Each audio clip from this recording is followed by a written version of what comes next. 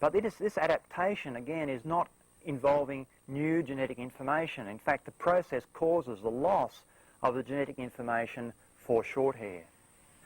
Great diversity is possible through the new combinations of existing genes.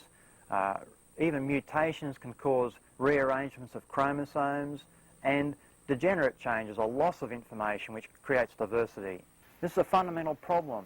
Mutations and natural selection both result in loss of genetic information. So there is no way that evolution of increasing complexity can occur. It is impossible that new information is coming from a random process. If you see a computer program, it needs a programmer. If you see a car, it needs a designer. If we see the biological information in the cells, then we must say that is the right conclusion.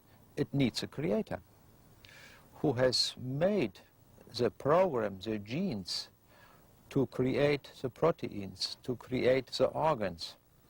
It is necessary that we have this.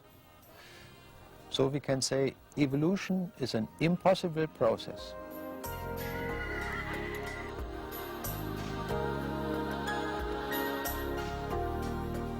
Every school child learns the supposed evolution of the horse, from tiny ones with multiple toes to large one-toed modern horses. What were their ancestors like? You can trace the evolution backwards. The clues are in their skulls, feet and teeth. From 4 toes to 1 toe, from short teeth to long teeth, from browsers to grazers. Choose one of the lighted buttons. Choose now.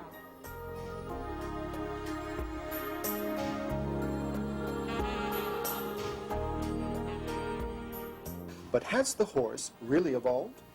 Many scientists doubt it. There are many different varieties of horses we can get through breeding, but they're still just horses.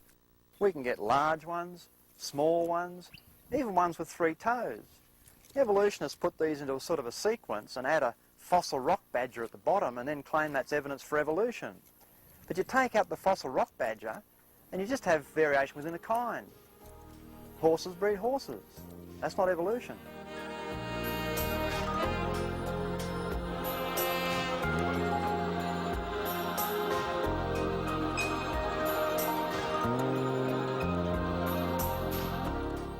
The information required for large-scale evolution can really not come from random mutations.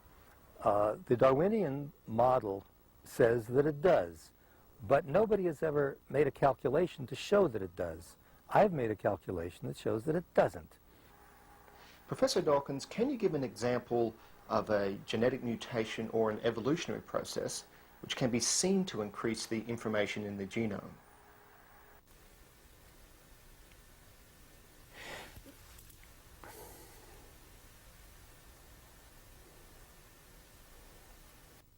There's a popular misunderstanding of evolution which says that fish turned into reptiles and reptiles turned into mammals, and so somehow we ought to be able to look around the world today and look at our ancestors. We ought to be able to see the intermediates between fish and reptiles and between reptiles and mammals. We ought to be able to see fish kind of on the way to becoming reptiles. But of course that's not the way it is at all. Fish are modern animals. They're just as modern as we are. They're descended from ancestors, which we're descended from. Way back 300 million years ago, there would have been an ancestor, which was the ancestor of modern fish and the ancestor of modern humans. And that ancestor, if you could have been there then, you could have seen the first steps towards a fish, say, coming out onto the land and becoming something like an amphibian. But that was a long time ago. You wouldn't expect to see that today. If one were to believe the neo-Darwinian account, you would have to say that information is built up gradually in small steps, a little bit at a time. And if one examines the mathematics of this sort of thing happening, it turns out that one has to assume that at any stage in evolution that there are a large number of possible mutations that could occur, that could be adaptive. And if there are a large number, we should be able to find some today. And the fact is that we don't. All the mutations that have been examined on a molecular level show that the organism has lost information and not gained it. The Genesis account of creation implies that virtually all genetic information existing today was present in the original kinds. So, great variation is possible within each kind, but one basic kind cannot change into another.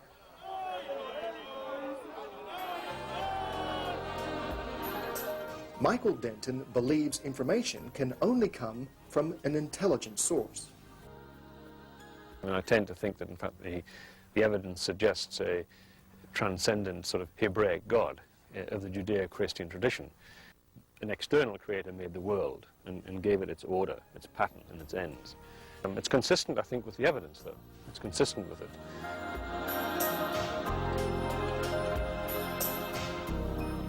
Just as the information in books has to come from an intelligent source, so the huge amount of genetic information in living things must come from an intelligent creator.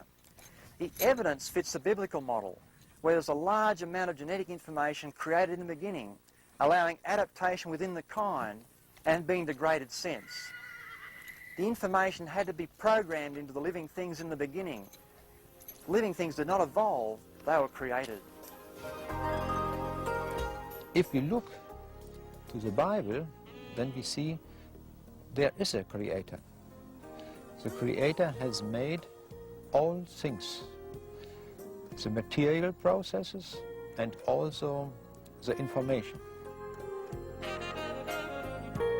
Evolutionists believe complex life forms came from simpler ones, but random processes with natural selection can't account for it, and it's never been observed or replicated.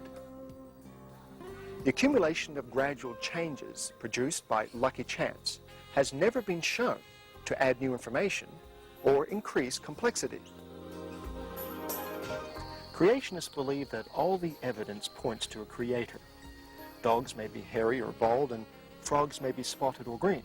But dogs will be dogs, and frogs will always be frogs. Even with a kiss from a princess, a frog will never become a prince.